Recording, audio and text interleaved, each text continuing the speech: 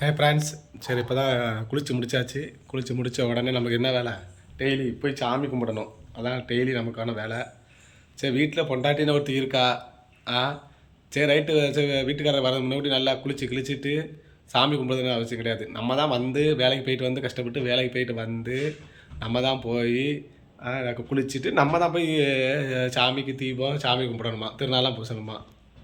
சரி, இந்த கொடுமை எங்கே உண்டு? இன்னும் பார்த்தீங்கன்னு வச்சுக்க, எங்கள் வீட்டில் பொண்டாட்டியோட அட்டுழியம்லாம் உங்களுக்கு நெக்ஸ்ட்டு வீடியோவில் காமிக்கேன். உதாரணத்துக்கு பார்த்து சொன்னேன்னு வச்சுக்கோங்க, இந்த ஒரு தையல் மிஷின் கணக்கா அது அங்கே ஒரு ரெட் கலரில் ஹார்ட்டில் ஒரு பொம்மை இருக்கலாம். அதுக்கு மேலே உள்ள இது கரடி பொம்மை, அதெல்லாம் அதோட ப்ளாஸ்பேக்கெலாம் நான் சொல்லுதேன். அப்படி அட்டுழியம் பண்ணி வச்சுருக்கேன்.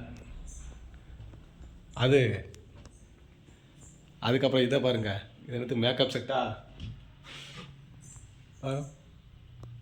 உள்ள எத்தனது இருக்குன்னு.